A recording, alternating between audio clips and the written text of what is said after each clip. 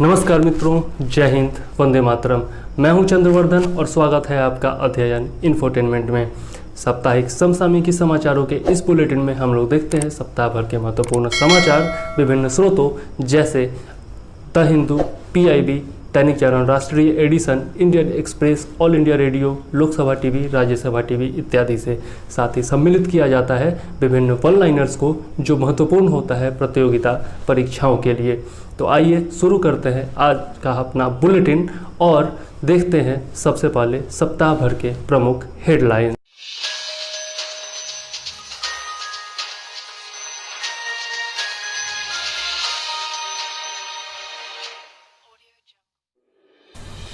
Chabahar rail परियोजना से Iran ने भारत को अलग किया। भारत के लिए रणनीतिक दृष्टि से महत्वपूर्ण है Chabahar port. Drug controller general ने शिशु निमोनिया के निवारण हेतु पहले स्वदेशी टीके की बिक्री को मंजूरी दी। सतत विकास स्तंभ के संयुक्त कार्य समूह की बैठक में भारत ऊर्जा मॉडल का शुभारंभ।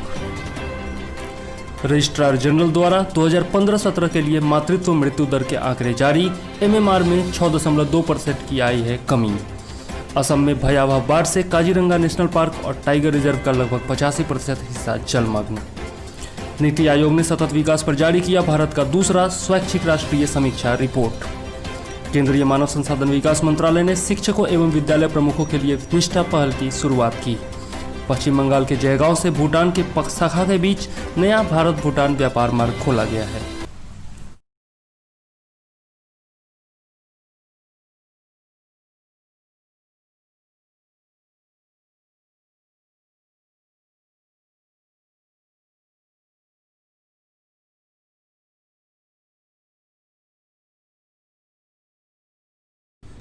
आइए अब देख लेते हैं करंट अफेयर्स विश्लेषण भाग 2। हम लोग देख रहे थे 14 से 19 तारीख तक का करंट अफेयर्स और इसमें हम लोगों ने भाग 1 देख लिया था वन लाइनर्स और कुछ करंट अफेयर्स के विश्लेषण। आइए अब हम लोग दूसरे भाग की ओर चलते हैं और पहला पॉइंट है हमारा मातानी पछेड़ी। गुजरात की टेक्सटाइल आर्ट फर्म मातानी पछेड़ी को भौगोलिक संकेतक यानी कि जीआई टैग देने हेतु आवेदन पंजीकृत किया गया है। मातानी पछेड़ी के बारे में देख लेते हैं। तो मातानी पछेड़ी जो है एक गुजराती शब्द है जिसका अनुवाद होता है मातृ देवी के पीछे यानी कि behind the mother goddess. Pachhedi एक धार्मिक वस्त्र लोक कला है, रिलीजियस टेक्सटाइल फोक आर्ट, जिसके केंद्र में मातृ देवी का उल्लेख किया जाता है और शेष कपड़े पर उनकी कहानियाँ एवं किंवदंतियों को निरूपित किया जाता है। इसे गुजरात की कलमकारी भी कहा जाता है। वर्तमान में इस कला को गुजरात के खानाबदोश बघारी समुदाय के 10-15 परिवारों के 80 लोग ही जानते हैं। तो बघारी समुदाय याद रखिएगा, गुजरात का बघारी समुदाय। बघारी समुदाय स्वयं को मातृ पूजक या देवी पूजक कहता है। अब देख लेते हैं मातानी पछेड़ी की विशेषताएं। परंपरागत रूप से इन पछेड़ियों को कपड़े पर हाथ से पेंट या ब्लॉक प्रिंट द्वारा निरूपित किया जाता है। हाथ से काटे गए आयताकार कपड़े में प्राकृतिक एवं खनिजी रंगों का उपयोग किया जाता है। रंगाई प्रक्रिया में यदि कपड़ा आकार में चौकोर है तो उसे माता नो चंदारवो के नाम से जाना जाता है। अब इसका उपयोग किस बात में होता है तो देख लेते हैं। यह वस्त्र लोक कला में पूरी तरह से देवी माँ की कहानियों को चित्रित करके बनाया जाता है और उसी के लिए समर्पित है। इसकी पवित्र प्रवृत्ति के कारण यह अक्सर पवित्र कपड़ा के रूप में यूज होता है, मंदिर के कपड़े के रूप में यूज होता है, मंदिर का लटकाना या फिर मंदिर पर किसी काम के लिए यूज होता है और माँ के अनुष्ठान में कपड़े के रूप में यूज होता है। इसे मुख्य रूप से अनुष्ठानों के लिए उपयोग किया जाता है और नवरात्रि के दौरान इसकी बहुत मांग होती है। यदि इसे मातानी पछेड़ी को यदि जीआई टैग की मंजूरी मिल जाती है तो यह गुजरात का 16वां जीआई टैग होगा। तो इससे पहले गुजरात में 15 जीआई टैग दिए जा चुके हैं, याद रखिएगा। नेक्स्ट देख लेते हैं हमारा निष्ठा पोर्टल। इसके बारे में हम लोगों ने पढ़ा था आपका हेडलाइंस में भी। देख लेते हैं। हाल ही में केंद्रीय मानव संसाधन एवं विकास मंत्री द्वारा आंध्र प्रदेश के 1200 की रिसोर्सेज पर्सन के लिए पहला ऑनलाइन निष्ठा कार्यक्रम शुरू किया गया है। समग्र शिक्षा के तहत प्रारंभिक स्तर पर स्कूल प्रमुखों एवं शिक्षकों की समग्र उन्नति यानी कि national initiative for school heads and teachers holistic advancement के लिए यह एक राष्ट्रीय पहल है। समग्र शिक्षा सीखने के परिणामों में सुधार करने के लिए MHRD का यह एक फ्लैगशिप कार्यक्रम है। वर्ष 2019 में निष्ठा को फेस टू फेस मोड में लॉन्च किया गया था। इसके बाद 33 राज्यों एवं केंद्र शासित प्रदेशों ने इस कार्यक्रम को अपने अपने क्षेत्रों में समग्र शिक्षा अभियान के तहत शुरू किया था। NCERT द्वारा राज्य स्तर पर 29 राज्यों या केंद्र शासित प्रदेशों में निष्ठा प्रशिक्षण कार्यक्रम पूरा किया गया है। 4 राज्यों या केंद्र शासित प्रदेशों मध्य प्रदेश, छत्तीसगढ़, जम्मू कश्मीर एवं बिहार में राज्य स्तर पर प्रशिक्षण अभी भी जारी है। नेक्स्ट पॉइंट देख लेते हैं हमारा हेरॉन एवं स्पाइक LR। ये जो हैं ड्रोन्स हैं जिसको खरीदा जा रहा है। भारतीय सेना केंद्र सरकार द्वारा दी गई आपातकालीन वित्तीय शक्तियों के तहत इजरायल से हेरॉन निगरानी ड्रोन और spike LR anti tank guided मिसाइलों को प्राप्त करने के लिए तैयार है, जिससे सेना की निगरानी एवं मारक क्षमताओं में वृद्धि की जा सके। तो ये इजरायल से प्राप्त होने वाला है, यह याद रखिएगा। नाम क्या है? तो स्पाइक आपका एंटी टैंक गाइडेड मिसाइल है और जो है हेरॉन नाम का निगरानी ड्रोन है। और स्पाइक का ही यूज हम लोगों ने बालाकोट स्ट्राइक में किया था, यह भी आपको याद होगा। नेक्स्ट देख लेते हैं, हेरॉन जो है वह मानव रहित हवाई वाहन पहले से ही वायुसेना, नौसेना एवं थल सेना में विद्यमान है और लद्दाख क्षेत्र में निगरानी के लिए सेना द्वारा बड़े पैमाने पर इसका उपयोग भी किया जा रहा है। यह 10 किलोमीटर से अधिक ऊंचाई से टोह लेने वाले एक स्ट्रेच पर 2 दिनों से अधिक समय तक लगातार उड़ान भर सकता है। यह इजराइल एरोस्पेस इंडस्ट्रीज के मालट UAV डिवीज़न द्वारा विकसित एक मध्यम ऊंचाई के लंबे समय तक उड़ने वाला मानव रहित हवाई वाहन है, यानी कि अनमैन्ड एरियल व्हीकल। यह मीडियम अल्टीट्यूड लॉन्ग इंश्योरेंस के संचालन में 10.5 किलोमीटर यानी कि 35,000 फीट ऊंचाई तक 52 घंटे की अवधि तक संचालन में सक्षम है, मतलब 52 घंटे तक लगातार उड़ सकता है। स्पाइक के बारे में देख लेते हैं। तो स्पाइक जो है वो 4th पीढ़ी की Israeli fire and forget anti tank guided missile है। इसे Israeli company Rafael advanced defence system द्वारा डिजाइन एवं विकसित किया गया है। इसे भूमि से या सेना के विशेष वाहन या हेलीकॉप्टर से लॉन्च किया जा सकता है। स्पाइक समूह में कौन कौन सी मिसाइलें शामिल है? तो 800 मीटर रेंज वाली स्पाइक SR मिसाइल शामिल है, 2500 मीटर की रेंज वाली स्पाइक MR मिसाइल है, 4000 मीटर की रेंज वाली स्पाइक LR मिसाइल है और 8000 मीटर की रेंज वाली स्पाइक ER मिसाइल है। ठीक है, नेक्स्ट पॉइंट देख लेते हैं संयुक्त राष्ट्र आर्थिक एवं सामाजिक परिषद के बारे में। तो 17 जुलाई 2020 को भारतीय प्रधानमंत्री ने न्यूयॉर्क स्थित संयुक्त राष्ट्र संघ की आर्थिक एवं सामाजिक परिषद यानी कि इकोसॉक के वार्षिक उच्च स्तरीय खंड को आभासी रूप से संबोधित किया है। कोविड-19 के बाद बहुपक्षवाद के बारे में देख लेते हैं। तो 75वीं वर्षगांठ पर यह जो है थीम है, हमारा थीम जो 2020 का है वह है कोविड-19 के बाद बहुपक्षवाद यानी मल्टीलैटरलिज्म आफ्टर कोविड-19, what kind of UN do we need at 75th anniversary, मतलब 75वीं वर्षगांठ पर हमें किस तरह के संयुक्त राष्ट्र की जरूरत है, यह है थीम। नेक्स्ट देख लेते हैं। तो प्रमुख बिंदु इसके बारे में, इसके वार्षिक उच्च स्तरीय खंड में विभिन्न देशों की सरकारों के प्रतिनिधि, निजी क्षेत्र एवं सिविल सोसाइटी के उच्च स्तरीय प्रतिनिधियों एवं शिक्षाविदों का एक विविध समूह शामिल होता है।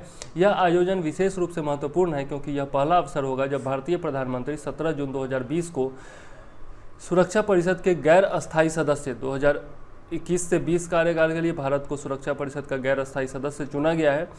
तो गैर अस्थायी सदस्य के रूप में भारत को निर्विरोध चुने जाने के बाद संयुक्त राष्ट्र की आर्थिक एवं सामाजिक परिषद को संबोधित करेंगे। इससे पहले भारतीय प्रधानमंत्री ने जनवरी 2016 में इकोसॉक की 70वीं वर्षगांठ पर संबोधित किया था।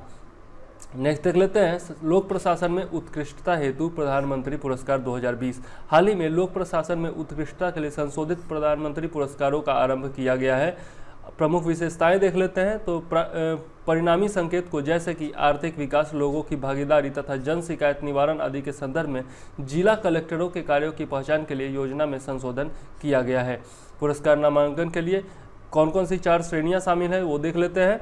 तो जिला प्रदर्शन संकेतक कार्यक्रम, नवाचार सामान्य श्रेणी, आकांक्षी जिला कार्यक्रम और नमामि गंगे कार्यक्रम जो है इसमें शामिल है। योजना में पहली बार नमामि गंगे कार्यक्रम हेतु जिला स्तर के अधिकारियों के प्रयासों को सम्मिलित किया गया है। इस पुरस्कार श्रेणी के तहत नमामि गंगे कार्यक्रम के तहत 57 अधिसूचित जिलों गंगा समितियों में से एक जिले को पुरस्कृत किया जाएगा। भारत सरकार द्वारा इसकी पृष्ठभूमि देख लेते हैं इस पुरस्कार की। तो भारत सरकार द्वारा केंद्र और राज्य सरकार के अधिकारियों द्वारा किए गए असाधारण और नवप्रवर्तनीय कार्य निष्पादन को अभिस्वीकृति या मान्यता देने और पुरस्कृत करने के लिए लोक प्रशासन में उत्कृष्टता हेतु प्रधानमंत्री पुरस्कार की स्थापना वर्ष 2006 में की गई थी। इंपॉर्टेंट पॉइंट है, याद रखिएगा, 2006 में इसकी शुरुआत की गई थी। और वर्ष 2014 में प्राथमिकता आधारित कार्यक्रमों, नवप्रवर्तनों तथा आकांक्षी जिलों में जिला कलेक्टरों के प्रदर्शन को मान्यता देने हेतु इस योजना का पुनर्गठन किया गया था। वर्ष 2020 में जिलों के आर्थिक विकास के संदर्भ में जिला कलेक्टरों के प्रदर्शन को मान्यता प्रदान करने के लिए यह योजना पुनः संशोधित की गई है। अब 2020 में इस योजना के अंतर्गत जिलों के विभिन्न क्षेत्रों में समग्र परिणाम उन्मुख प्रदर्शन को मान्यता प्रदान करने हेतु पुरस्कारों का विस्तार किया गया है। तो इस प्रकार से हम लोगों ने देखा 2006 में इसकी स्थापना की गई थी और 2014 में इसका विस्तार किया गया था, मतलब पुनर्गठन किया गया था। नेक्स्ट देख लेते हैं। सिसी न्यूमोनिया के निवारण हेतु पहले स्वदेश निर्मित टीके को स्वीकृति दी गई है।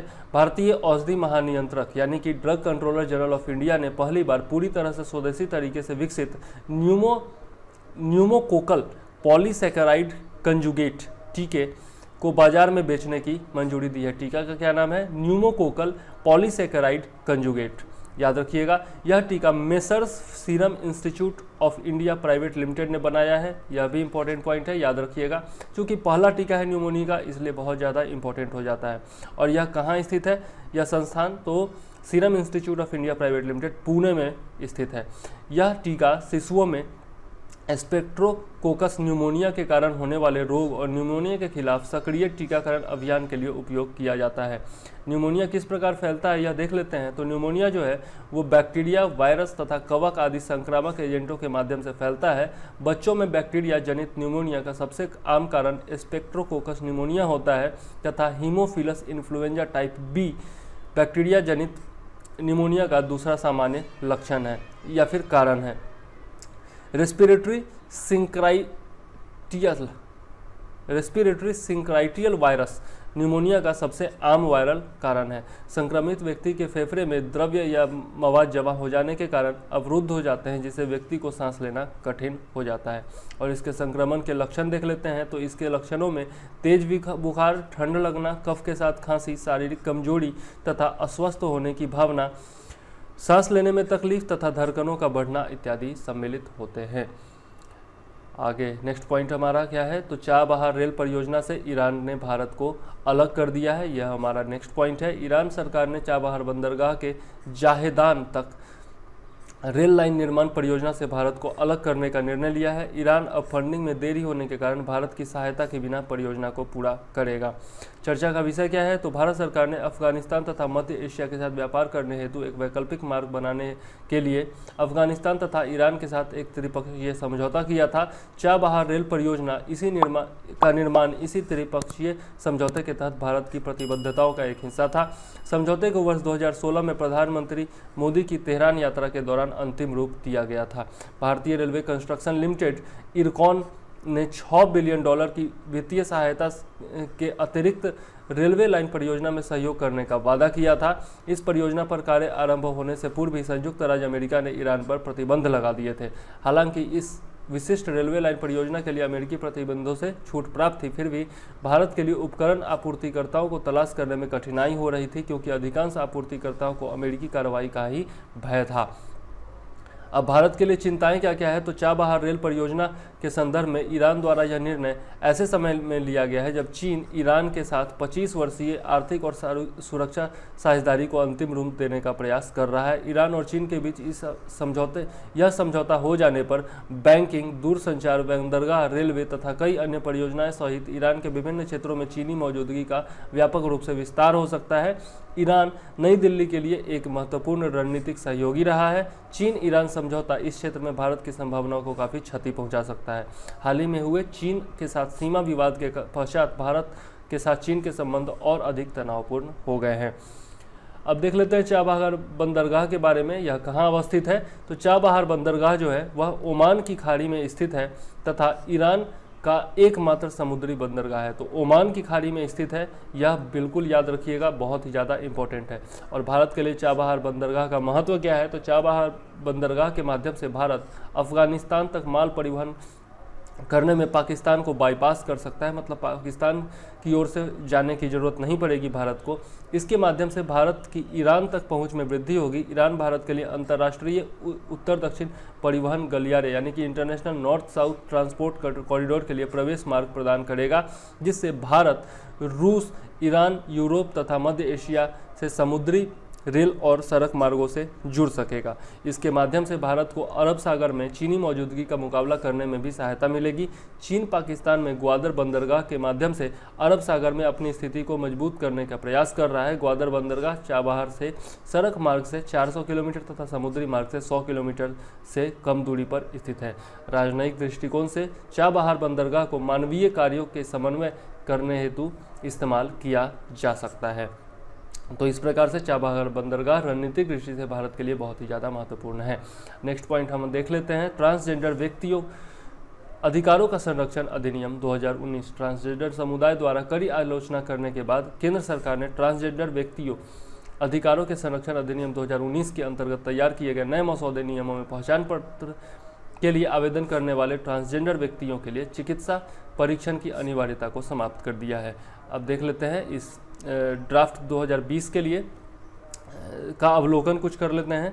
तो सभी शैक्षणिक संस्थानों में ट्रांसजेंडर व्यक्तियों की किसी भी उत्पीड़न या भेदभाव के मामले की सुनवाई करने के लिए एक समिति गठित की जाएगी और जो संबंधित सरकार है वह किसी भी सरकारी एवं निजी संस्थान या किसी प्रतिष्ठान में होने वाले भेदभाव पर रोक लगाने के लिए समुचित कदम उठाएगी। राज्य अधिनियम की धारा 18 के तहत आरोपी व्यक्तियों को शीघ्र अभियोजन के लिए उत्तरदायी होंगे और अधिनियम की धारा 18 में ट्रांसजेंडर समुदाय के विरुद्ध अपराधों तथा दंड का प्रावधान भी किया गया है। ट्रांसजेंडर समुदाय के विरुद्ध अपराध में जुर्माने के साथ 6 महीने से 2 साल तक के कारावास की सजा हो सकती है। यह इंपॉर्टेंट पॉइंट है, याद रखिएगा। राज्य सरकारें ट्रांसजेंडर व्यक्तियों के खिलाफ अपराधों के मामलों में निगरानी करने तथा अधिनियम की धारा 18 को लागू करने के लिए जिला मजिस्ट्रेट और डीजीपी के तहत एक ट्रांसजेंडर संरक्षण सेल का भी गठन करेंगे। तो धारा 18 भी याद रखिएगा और ये जो है आपका 6 महीने से 2 साल तक की सज़ा हो सकती है, याद रखिएगा।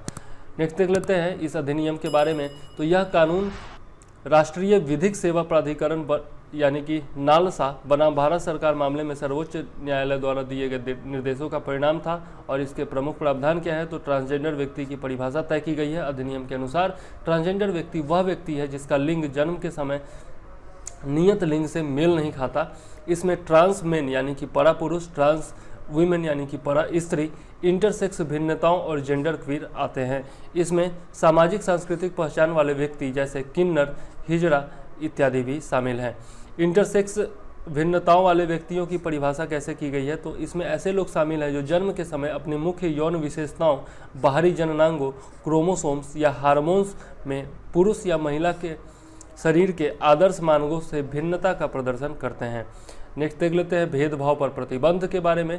तो अधिनियम ट्रांसजेंडर व्यक्तियों से भेदभाव पर प्रतिबंध लगाता है जिसके अंतर्गत शिक्षा, रोजगार, स्वास्थ्य सेवा, सार्वजनिक स्तर पर उपलब्ध उत्पादों, सुविधाओं और अवसरों तक पहुंच तथा उसका उपभोग, कहीं आने जाने का अधिकार, किसी प्रॉपर्टी में निवास करने या किराया पर लेने, स्वामित्व हासिल करने, सार्वजनिक या निजी पद को ग्रहण करने का अवसर के अधिकार से वंचित होने पर 6 महीने से 2 साल तक के कारावास की सजा हो सकती है।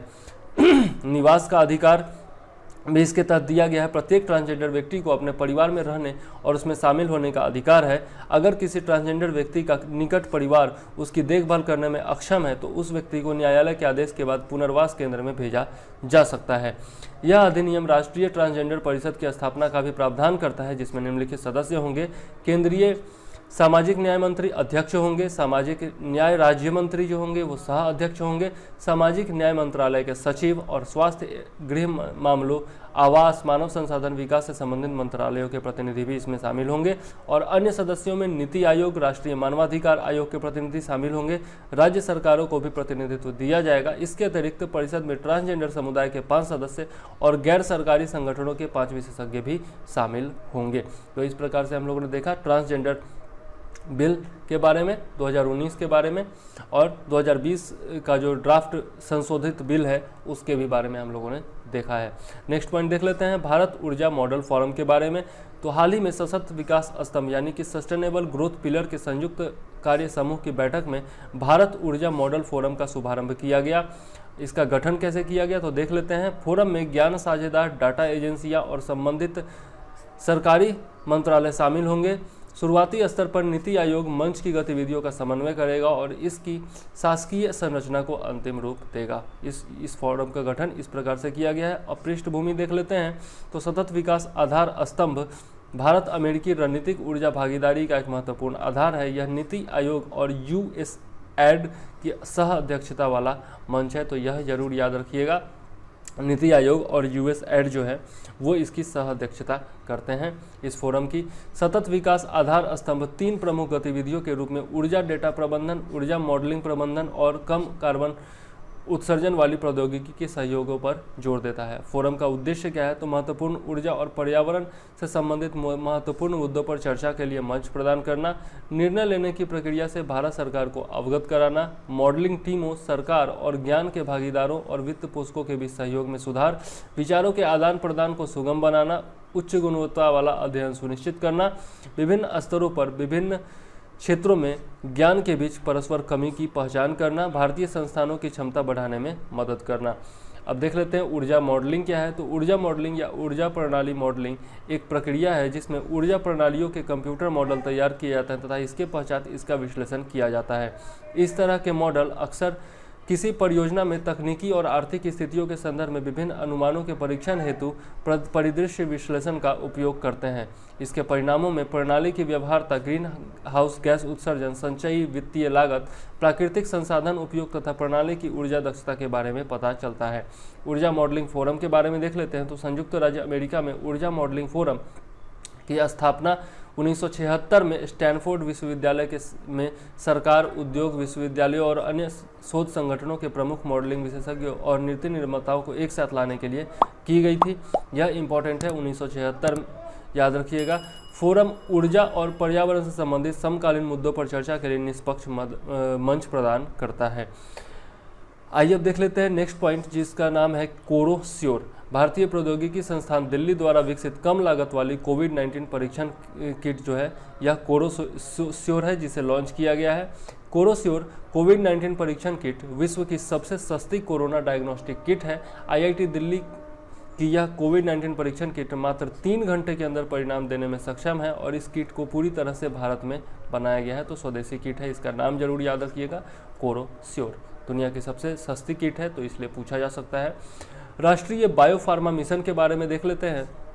हाल ही में BIRAC द्वारा घोषणा की गई कि जाइडस द्वारा डिजाइन और विकसित प्लास्मिड DNA वैक्सीन जाइकोव-D के नैदानिक परीक्षणों की शुरुआत हो गई है।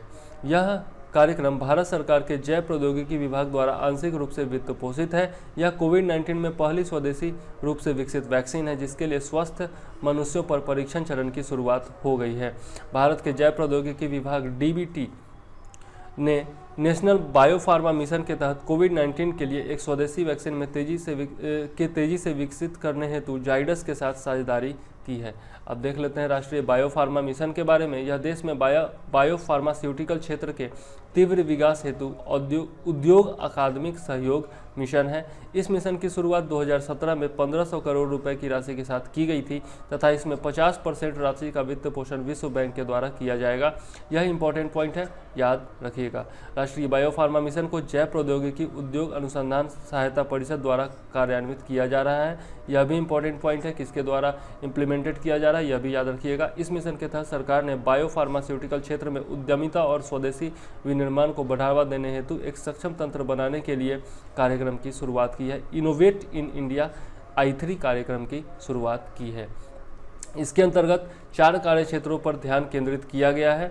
कौन कौन से हैं? तो समन्वित भागीदारी के माध्यम से सार्वजनिक स्वास्थ्य जरूरतों की पूर्ति हेतु सस्ते एवं सुलभ वैक्सीन, बायोसिमिलर्स तथा चिकित्सा संबंधित उपकरणों का विकास करना, साझा अवसंरचना सुविधाओं का उन्नयन तथा उससे उत्पादों की खोज एवं विनिर्माण के केंद्र के रूप में स्थापित करना, विशिष्ट परीक्षण प्रदान करके मानव पूंजी विकसित करना और उद्योग अकादमिक परस्पर संबंधों की वृद्धि में सहायक प्रौद्योगिकी हस्तांतरण कार्यालय स्थापित करना। नेक्स्ट देख लेते हैं नए वाहन पंजीकरण के लिए फास्ट टैग विवरण।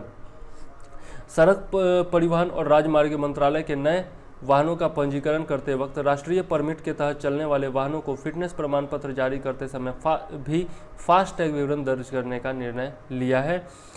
महत्वपूर्ण बिंदु देख लेते हैं। तो इससे सुगम आवाजाही, पारगमन की सुविधा के साथ साथ कोविड-19 नियंत्रण का कार्य भी हो सकेगा। फास्टैग भुगतान के लिए इलेक्ट्रॉनिक माध्यम से कोविड-19 के प्रसार को रोकने में भी मदद मिलेगी, क्योंकि इससे टोल प्लाजा पर किए जाने वाले नगद भुगतान से बचा जा सकता है। Ministry of road transport and highway ने राष्ट्रीय सुरक्षा केंद्र को निर्देशित किया है कि वह वाहन पोर्टल इलेक्ट्रॉनिक टोल संग्रह डिवाइस का विवरण सुनिश्चित करे।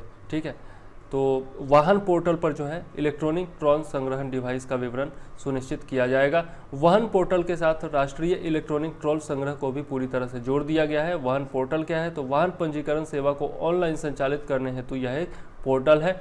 राष्ट्रीय इलेक्ट्रॉनिक टोल संग्रह क्या होता है? तो इसे राष्ट्रीय भुगतान निगम national payment corporation of India द्वारा वर्ष 2016 में फास्टैग का उपयोग करके टोल प्लाजा पर इलेक्ट्रॉनिक टोल संग्रह के लिए विकसित किया गया था। यह याद रखिएगा। ठीक है, आगे देख लेते हैं। भारत में मातृत्व मृत्यु अनुपात यानी कि मैटरनल मोर्टेलिटी रेशियो में गिरावट आई है। हाल ही में भारत के रजिस्ट्रार जनरल के नमूना पंजीकरण प्रणाली यानी कि सैंपल रजिस्ट्रेशन सिस्टम द्वारा भारत में मातृत्व मृत्यु दर पर विशेष बुलेटिन 2016-18 जारी किया गया है। मातृत्व मृत्यु अनुपात क्या है देख लेते हैं।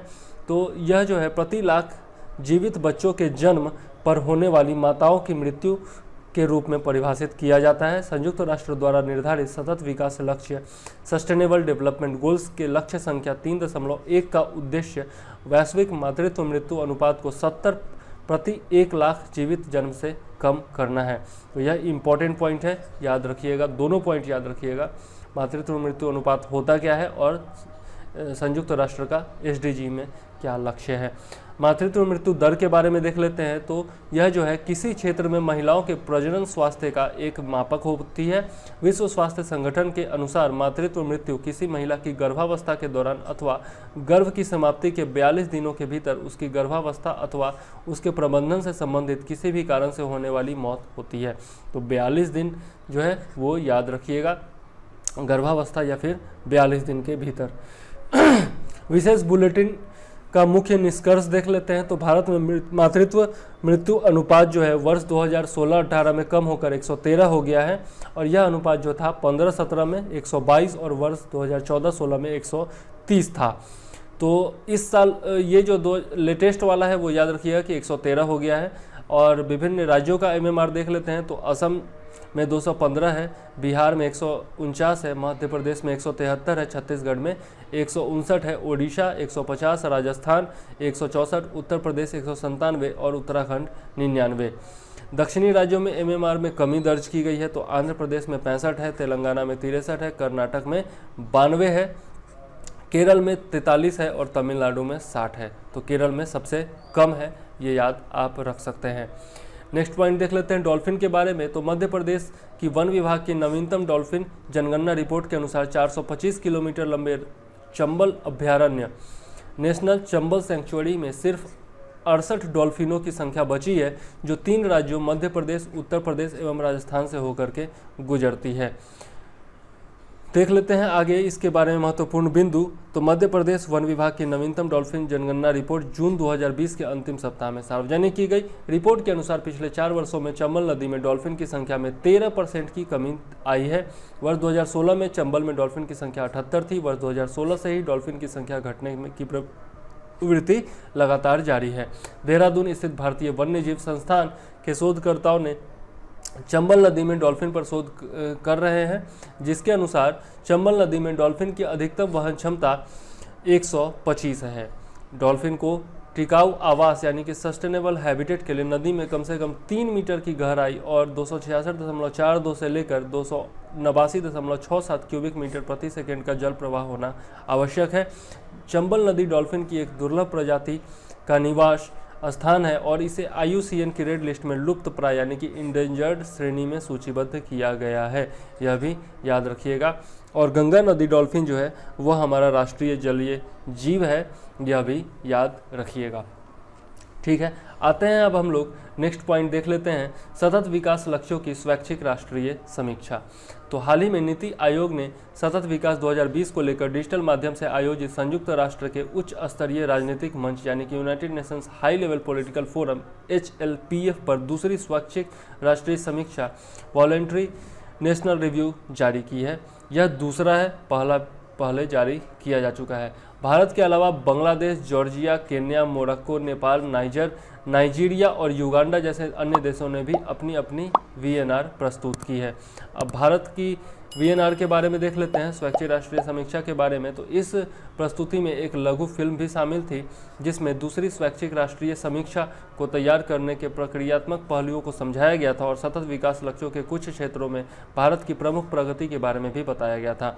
इस अवसर पर नीति आयोग के CEO अमिताभ कांत ने कहा कि आयोग दीर्घकालिक बदलाव लाने और SDG पर लक्ष्यों की प्रगति में तेजी लाने के लिए मौजूदा प्रयासों को दुरुस्त करने के लिए एक और नई पहल शुरू करने पर पूरी तरह से प्रतिबद्ध है। नीति आयोग द्वारा प्रस्तुत की गई दूसरी स्वैच्छिक राष्ट्रीय समीक्षा के अनुसार भारत में विश्व की आबादी का 6वां हिस्सा निवास करता है, जिसके कारण भारत वर्ष 2030 तक एजेंडा की सफलता के लिए काफ़ी महत्वपूर्ण है। नीति आयोग की इस समीक्षा रिपोर्ट में कहा गया है कि यदि भारत 2030 तक सतत विकास लक्ष्यों को प्राप्त करना चाहता है तो उसे अपने सकल घरेलू उत्पाद का अतिरिक्त 6.2% खर्च करने की आवश्यकता है। यह बहुत ही ज़्यादा इंपॉर्टेंट है। GDP का 6.2% और अधिक खर्चा करने की आवश्यकता है यदि 2030 तक जो है SDG को प्राप्त करना है। साथ ही भारत को अपनी सांख्यिकीय प्रणाली के उन्नयन, निगरानी तंत्र में सुधार और सभी हितधारकों को अधिक सक्षम बनाने की दिशा में कार्य करना होगा। इसके अतिरिक्त यह सुनिश्चित करना भी काफ़ी महत्वपूर्ण है कि बजट आवंटन SDG प्राथमिकताओं के साथ संरेखित हो। नेक्स्ट देख लेते हैं स्वैच्छिक राष्ट्रीय समीक्षा का महत्व देख लेते हैं। तो यह समीक्षा स्वैच्छिक और सदस्य देशों द्वारा जारी की जाती है। इसका उद्देश्य एजेंडा को लागू करने में मिली सफलताओं और चुनौतियों समेत इस संबंध में प्राप्त सभी अनुभवों को साझा करने की सुविधा प्रदान करना है। किसी देश द्वारा VNR तैयार करने की प्रक्रिया उससे संबंधित विभिन्न साझेदारों के लिए एक मंच प्रदान करती है, जिसमें विभिन्न हितधारकों की भागीदारी शामिल होती है। और नीति आयोग ने वर्ष 2017 में भारत का पहला राष्ट्रीय स्वैच्छिक समीक्षा तैयार किया था और इसी मंच पर प्रस्तुत किया गया था। तो 2017 में तैयार हुआ था, यह याद रखिएगा, पहला वाला VNR जो था वह। उच्च स्तरीय राजनीतिक मंच के बारे में देख लेते हैं। उच्च स्तरीय राजनीतिक मंच HLPF 17 सतत विकास लक्ष्यों में प्रगति की निरंतरता और समीक्षा के लिए महत्वपूर्ण अंतर्राष्ट्रीय मंच है। संयुक्त राष्ट्र की आर्थिक और सामाजिक परिषद के तत्वावधान में संयुक्त राष्ट्र उच्च स्तरीय राजनीतिक मंच पर की जुलाई माह में 8 दिनों के लिए वार्षिक बैठक होती है। यह मंच सतत विकास लक्ष्यों की प्राप्ति होती एक आवश्यक मार्गदर्शन और सिफारिशें प्रदान करता है। तो ये तीनों पॉइंट इंपॉर्टेंट है, याद रखिएगा, इसके बारे में पूछा जा सकता है। अब नेक्स्ट पॉइंट देख लेते हैं, आज़ाद पट्टन जल विद्युत परियोजना के बारे में। हाल ही में पाकिस्तान एवं चीन के मध्य पाकिस्तान अधिकृत कश्मीर यानी कि POK में के सुधोटी जिले में 700 मेगावाट की आज़ाद पट्टन जल विद्युत परियोजना के लिए एक समझौते पर हस्ताक्षर हुए हैं। झेलम नदी पर स्थित आज़ाद पट्टन जल विद्युत परियोजना $2.4 अरब का एक हाइड्रो पावर प्रोजेक्ट है। इस परियोजना का निर्माण चीन पाकिस्तान आर्थिक गलियारे यानी कि CPEC, China Pakistan economic corridor जो कि चीन की बेल्ट एंड रोड इनिशिएटिव का हिस्सा है के अंतर्गत किया जाना है। चीन पाकिस्तान आर्थिक गलियारे के तहत पीओके में निर्मित किए जाने वाली यह दूसरी परियोजना है। सीपीईसी के तहत पाकिस्तान चीन में के बीच पहली परियोजना कोहाला परियोजना है। 1100 मेगावाट की कोहाला परियोजना को लेकर जून 2020 में पाकिस्तान चीन के मध्य हस्ताक्षर किए गए थे। 2.3 अरब डॉलर की कोहाला परियोजना मुजफ्फराबाद के पास झेलम नदी पर विकसित की जाएगी। तो यह पहली परियोजना थी, इसके बारे में भी याद रखिएगा। आज़ाद पट्टान जल विद्युत परियोजना झेलम की 5 जल विद्युत परियोजनाओं में से एक है। आज़ाद पट्टान के ऊपर की ओर महाल, कोहाला और चकोथी हट्टियन परियोजनाएं हैं, जबकि करोट परियोजना नीचे की ओर अवस्थित है। तो ये पांचों परियोजना का नाम महत्वपूर्ण है, याद रखिएगा। अब देख लेते हैं आज़ाद पट्टान हाइडल प्रोजेक्ट के बारे में। तो EPC engineer procurement and contract समझौते कंस्ट्रक्शन के अनुसार यह परियोजना एक रन ऑफ द रिवर परियोजना है। और ईपीसी क्या होता है इसके बारे में भी देख लेते हैं। तो ईपीसी कंस्ट्रक्शन इंडस्ट्री में कॉन्ट्रैक्टिंग एग्रीमेंट का एक मुख्य रूप है। इंजीनियर और ठेकेदार योजना के डिज़ाइन को पूरा करते हैं तथा परियोजना के लिए आवश्यक सभी उपकरण और सामग्री खरीद कर लाते हैं। ठीक है, अब आगे देख लेते हैं। रन ऑफ द रिवर जल विद्युत परियोजना से तात्पर्य ऐसी परियोजना से है जिसमें घाटी या वादियों से प्रवाहित जल को बाधित करते हुए जल विद्युत का उत्पादन किया जाता है। रन ऑफ द रिवर परियोजना में नदी के मार्ग में बड़े बांध बनाए बिना ही प्रवाहित जल का उपयोग किया जाता है। इस परियोजना का जलाशय मुस्लिमाबाद गांव के पास आज़ाद पट्टान पुल से 7 किलोमीटर दूर पीओके के सुद्धोटी जिले में स्थित है। इस परियोजना को वर्ष 2024 तक पूरा किया जाना प्रस्तावित है। इस परियोजना में 90 मीटर ऊंचा बांध निर्माण किया जाएगा, जिसमें 3.8 वर्ग किलोमीटर का जलाशय होगा।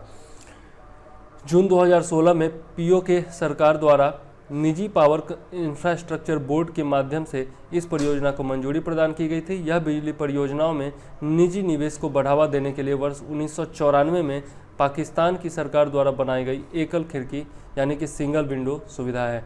पावर यूनिवर्सल कंपनी लिमिटेड पूर्ण रूप से चीन के जिएजोबा समूह के स्वामित्व एवं नियंत्रण में है। जिएजोबा समूह द्वारा लाराब समूह के साथ जो पाकिस्तानी अक्षय ऊर्जा विकास समूह है, परियोजना के लिए एक संयुक्त उद्यम स्थापित किया गया है। 30 वर्षों के बाद इस परियोजना को चीन द्वारा पाकिस्तान सरकार को हस्तांतरित कर दिया जाएगा। तो यह जो है भारत के लिए कुछ चिंता का भी विषय है। सीपीईसी के तहत यह परियोजना विकसित की जा रही है। नेक्स्ट देख लेते हैं भागीरथी पर्यावरण संवेदनशील क्षेत्र। हाल ही में केंद्रीय पर्यावरण मंत्रालय द्वारा भागीरथी पर्यावरण संवेदनशील क्षेत्र की अधिसूचना के लिए जोनल मास्टर प्लान यानी कि ZMP को मंजूरी प्रदान कर दी गई। यह जोनल मास्टर प्लान गौमुख से उत्तरकाशी तक 4179.59 वर्ग किलोमीटर क्षेत्र में विस्तारित है। इस मंजूरी से 4 धाम परियोजना को तीव्र गति से निष्पादित करने का भी रास्ता खुल जाएगा। जोनल मास्टर प्लान में क्या क्या सम्मिलित है देख लेते हैं। तो zonal master plan water set दृष्टिकोण पर आधारित है और इसमें वन एवं वन्यजीव, जल प्रबंधन, सिंचाई, ऊर्जा, पर्यटन, सार्वजनिक स्वास्थ्य तथा स्वच्छता, सड़क अवसंरचना इत्यादि जो है इसमें शामिल हैं। पृष्ठभूमि देख लेते हैं। तो भागीरथी पर्यावरण संवेदनशील क्षेत्र अधिसूचना पहली बार पर्यावरण मंत्रालय द्वारा 18 दिसंबर 2012 को जारी की गई थी। यह भी याद रखिएगा, इंपॉर्टेंट पॉइंट है। वर्षों तक स्थानिक पर्यावरणविदों द्वारा विरोध के बाद अधिसूचना में 2 मेगावाट से अधिक क्षमता वाली जल विद्युत परियोजनाओं, नदी तल खनन यानी कि रिवर बेड माइनिंग तथा भूमि उपयोग में परिवर्तन को सीमित करके संपूर्ण संवेदनशील हिमालयी क्षेत्र की रक्षा करने का प्रयास किया गया था। इस अधिसूचना पर उत्तराखंड सरकार द्वारा विकास विरोधी बताते हुए आपत्ति दर्ज की गई थी। अंततः 16 अप्रैल 2018 को संशोधित कर दिया गया था। संशोधनों के अंतर्गत पर्यावरण प्रभावों के यथोचित अध्ययन तथा राज्य सरकार की पूर्व स्वीकृति के पश्चात नागरिक सुविधाओं तथा सार्वजनिक हित में राष्ट्रीय अवसंरचना विकास और राष्ट्रीय सुरक्षा सहित अन्य स्थानीय आवश्यकताओं को पूरा करने के लिए भूमि उपयोग में बदलाव को मंजूरी प्रदान की गई। चिंताएं देख लेते हैं। तो जोनल मास्टर प्लान का यह अनुमोदन पूरे भागीरथी क्षेत्र को प्राकृतिक आपदाओं के प्रति संवेदनशील बना सकता है। वर्ष 2013 में हुई केदारनाथ त्रासदी की ओर संकेत करते हुए विशेषज्ञों ने निम्नलिखित तर्क दिए हैं। हिमालय अति संवेदनशील पर्वत श्रृंखला है। इसकी चट्टानें अभी भी पूरी तरह से संगठित नहीं हो पाई हैं। पहाड़ का कटाव निश्चित रूप से पहाड़ियों को अस्थिर करेगा। वनों की क्षति होने पर मलबा नदी में बह जाएगा तथा यह नदी को प्रभावित करेगा और संपूर्ण क्षेत्र भूस्खलन की चपेट में आ सकता है। हिमालय क्षेत्र में 1800 से 2000 मीटर की ऊंचाई पर अधिकांश क्षेत्र में हिमोड पाए जाते हैं, यानी कि मोराइनिस पाए जाते हैं। बादल फटने की घटना होने पर यह भूस्खलन की संभावना बढ़ा सकते हैं। हिमालय पर्वत भूकंपीय क्षेत्र 5 में स्थित है। इस क्षेत्र में कभी भी बड़ा भूकंप आ सकता है। तो इस प्रकार से जो है वैज्ञानिकों ने चेतावनी दी है। भागीरथी पर्यावरण संवेदनशील क्षेत्र का विस्तार देख लेते हैं। तो अधिसूचित भागीरथी पर्यावरण संवेदनशील क्षेत्र ऊपरी हिमालय में अवस्थित एक अंतर्वाहित अन्योन्याश्रित संवेदनशील गंगा हिमालय पेशीन है। भौगोलिक रूप से यह क्षेत्र गढ़वाल, मध्य हिमालय तथा बृहत हिमालय के अंतर्गत आता है। तो यह इंपॉर्टेंट पॉइंट है कि गढ़वाल, मध्य हिमालय और बृहत हिमालय के अंतर्गत यह आता है। नेक्स्ट पॉइंट देख लेते हैं, भूकंप की भविष्यवाणी के लिए नया गणितीय मॉडल। हैरियट वाट यूनिवर्सिटी स्कॉटलैंड के शोधकर्ताओं ने भूकंप की भविष्यवाणी की प्रक्रिया में सुधार करने के लिए एक नए गणितीय मॉडल का विकास किया है। शोधकर्ताओं द्वारा विकसित किए गए इस नए गणितीय समीकरण ने भूकंप की भविष्यवाणी के मुद्दे को एक बार पुनः चर्चा में ला दिया है। भूकंप की भविष्यवाणी से संबंधित इस नए मॉडल में शोधकर्ताओं ने प्रयोगशालाओं में किए जाने वाले अध्ययन के स्थान पर गणितीय समीकरणों का प्रयोग किया गया है। नया गणितीय मॉडल क्या है देख लेते हैं। शोधकर्ताओं ने अपनी खोज इस तथ्य के साथ शुरू की है कि कुछ विशिष्ट प्रकार की चट्टानें भूकंप के दौरान महत्वपूर्ण भूमिका अदा करती हैं। इन चट्टानों को सामूहिक तौर पर फिलोसिलिकेटस कहा जाता है। चट्टान के एक दूसरे से टकराने के पश्चात भूकंप की उत्पत्ति होती है। इस प्रकार के चट्टानों के टकराने एवं फिसलन में घर्षण शक्ति एक महत्वपूर्ण कारक होती है। घर्षण शक्ति यानी कि फ्रिक्शनल स्ट्रेंथ को एक प्लेट के विरुद्ध दूसरी प्लेट को धकेलने के लिए आवश्यक बल के रूप में परिभाषित किया जा सकता है। घर्षण शक्ति एक ऐसा कारक है जिसकी गणितीय माध्यम से गणना की जा सकती है।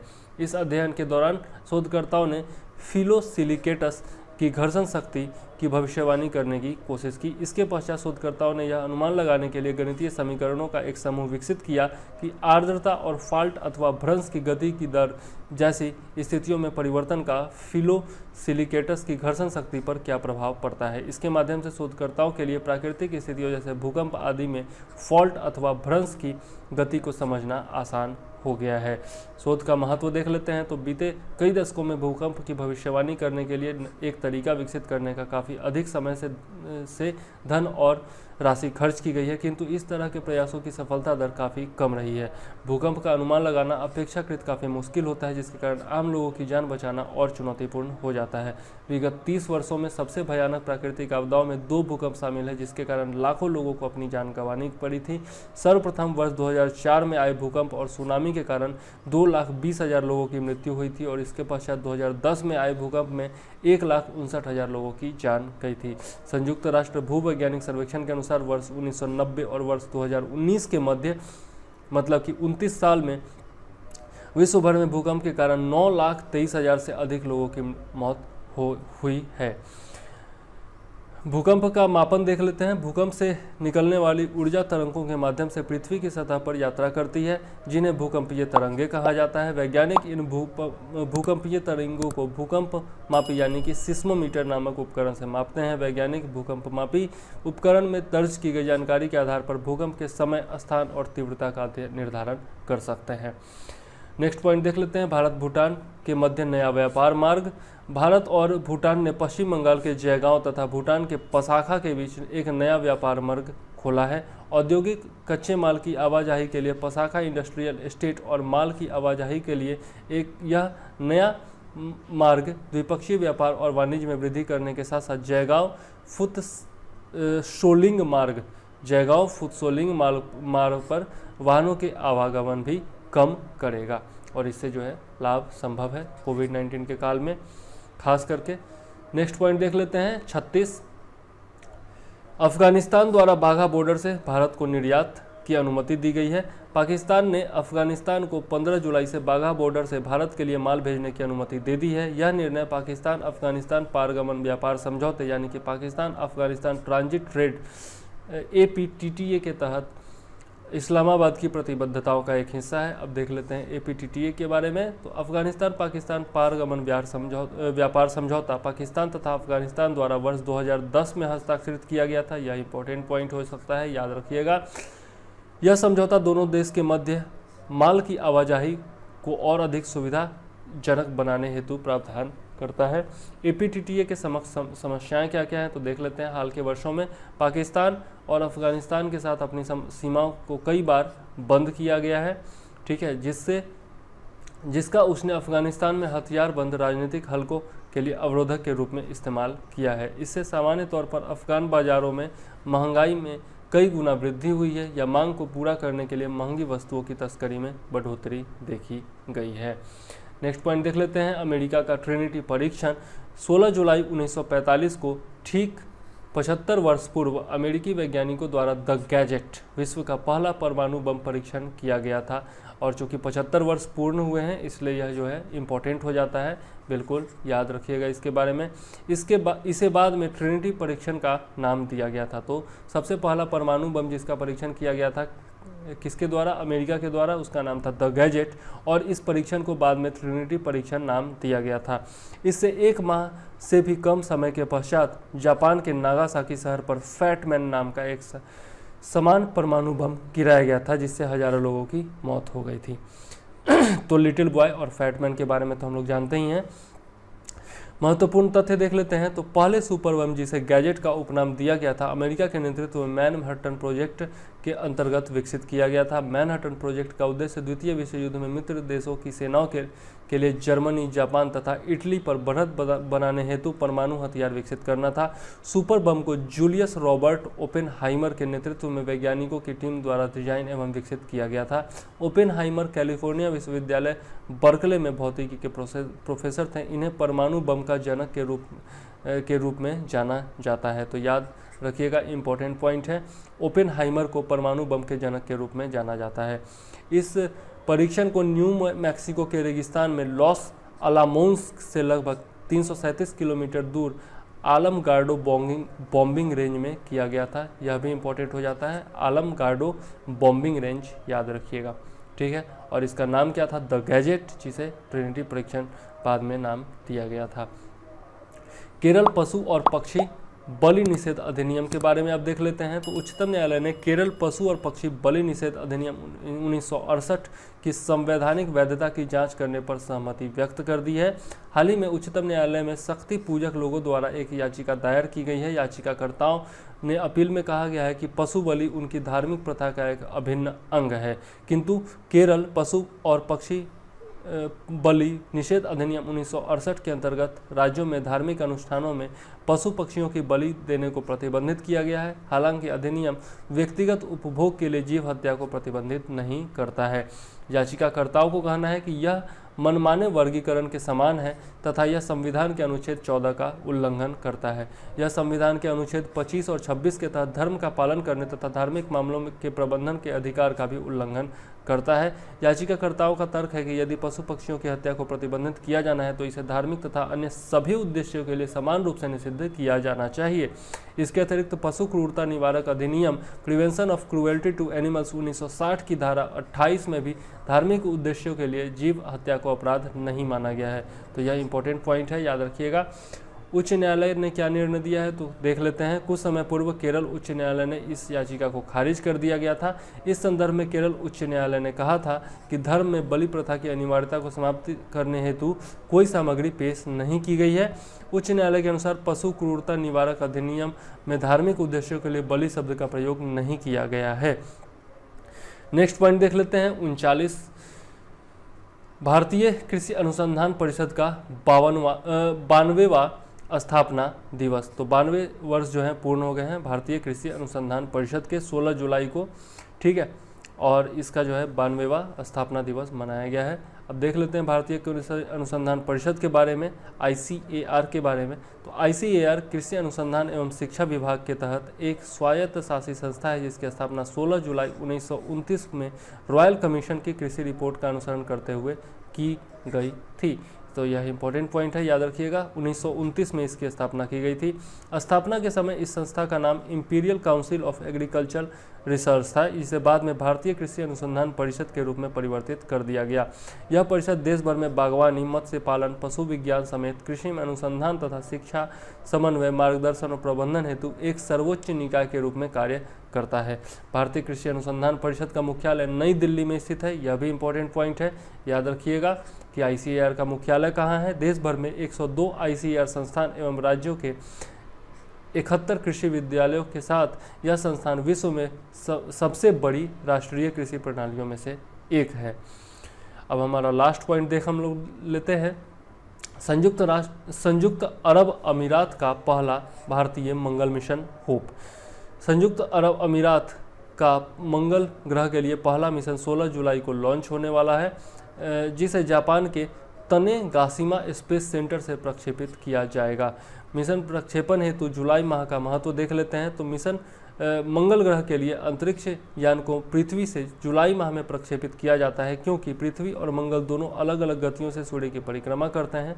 प्रत्येक 2 वर्ष में एक बार परस्पर निकटतम बिंदुओं पर संरेखित होते हैं। और भारत ने भी, जो आप ये मूवी जरूर देखे होंगे, मंगल मिशन से संबंधित भारत का जो मंगल मिशन था, तो मिशन मंगल मूवी जरूर देखे होंगे। उसमें बताया गया है कि किस प्रकार से जुलाई माह में जो है वह पृथ्वी के नज़दीक आ जाता है मंगल ग्रह, और उस समय जो है उस पर कोई भी प्रोब भेजना या फिर यान भेजना आसान हो जाता है।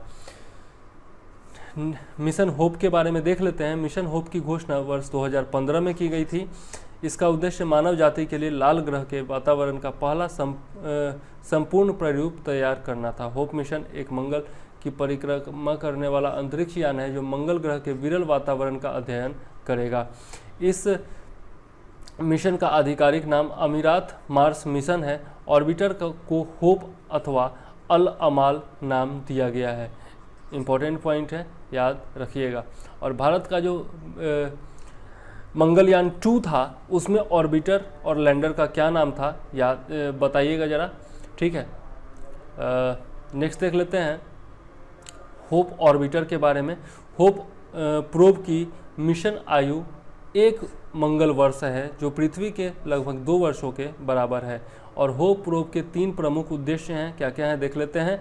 मंगल के वातावरण की निचली सतह तथा ग्रह पर जलवायु की गतिशीलता का अध्ययन और मंगल का पहला ग्लोबल वेदर मैप तैयार करना। मंगल के ऊपरी तथा निचले वातावरण की स्थितियों के परस्पर संबंध तथा ग्रह से हाइड्रोजन और ऑक्सीजन के पलायन में मंगल की वातावरण की भूमिका को स्पष्ट करना। मंगल के ऊपरी वायुमंडल में हाइड्रोजन और ऑक्सीजन की उपस्थिति तथा परिवर्तनशीलता का अध्ययन करना इसका उद्देश्य था। मिशन का महत्व देख लेते हैं। तो मंगल ग्रह पर पानी की उपस्थिति के प्रमाण तथा जैव पदार्थों के अवशेष इस तथ्य की ओर संकेत करते हैं कि यह लाल ग्रह कभी जीवन योग्य था। मंगल के अतीत की समझ वैज्ञानिकों को पृथ्वी के भविष्य को समझने में मदद कर सकती है। और इस प्रकार से हम लोगों ने अपना आज का ये वीडियो समाप्त किया है। 14 से 19 तारीख तक का जितना भी करंट अफेयर्स था वो हम लोगों ने देख लिया है। और ये जो चित्र है इसमें आप लोग देख सकते हैं अब तक जो मंगल मिशन भेजे गए हैं विभिन्न देशों के द्वारा, उनके बारे में इसमें जिक्र किया गया है। जिसमें नासा का अपॉर्चुनिटी देख सकते हैं आप, क्यूरियोसिटी आप लोग देख सकते हैं, स्पिरिट देख सकते हैं, और इससे जो है आपको पता चल जाए, वाइकिंग देख सकते हैं, ठीक है, मार्स 3 देख सकते हैं, ओके। और इसके अलावा जो है अन्य मिशन भी आप लोग देख सकते हैं इसमें ध्यान से, तो इसको ज़रूर देख लीजिएगा वीडियो को पॉज करके, ठीक है।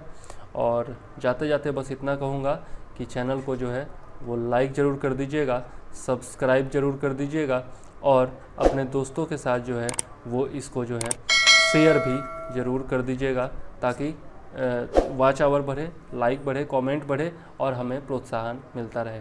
तो इसी के साथ और बेल आइकॉन को भी दबाना मत भूलिएगा, जो कि बेल आइकॉन आप सब्सक्राइब करेंगे वहीं पर आपको मिल जाएगा, ठीक है। और एक घोषणा भी करना चाहता हूँ, बीपीएससी के लिए जो है नया बैच शुरू कर रहा हूँ व्हाट्सएप पर, 1 अगस्त से शुरू होगा, ठीक है। और केवल जो है आप 3000 रुपये में इससे जुड़ सकते हैं। इसके बारे में अन्य जानकारी जो है वो डिस्क्रिप्शन में दी गई है, इसी वीडियो के डिस्क्रिप्शन में दी गई है, आप ज़रूर उसको देख लीजिए। ठीक है। और बीपीएससी के लिए 66th के लिए यह नया बैच शुरू करने जा रहा हूं, जिसमें आपको दृष्टि का ऑथेंटिक नोट्स मिलेगा प्रत्येक सब्जेक्ट का, आपका जीएस का, हिंदी का, स्टैटिस्टिक्स का, पीटी और मेंस के लिए पूरा नोट्स मिलेगा, ठीक है। और आपको करेंट अफेयर्स भी जो है मैं देता रहूँगा, बिहार स्पेशल नोट्स भी शुरू होंगे, ठीक है। और जैसा मैंने पिछले वीडियो में बताया था कि जल्दी ही बिहार स्पेशल जो है वीडियोज भी मैं लाने वाला हूँ, ठीक है। तो अब दीजिए इजाज़त, चंद्रवर्धन को जय हिंद, वंदे मातरम।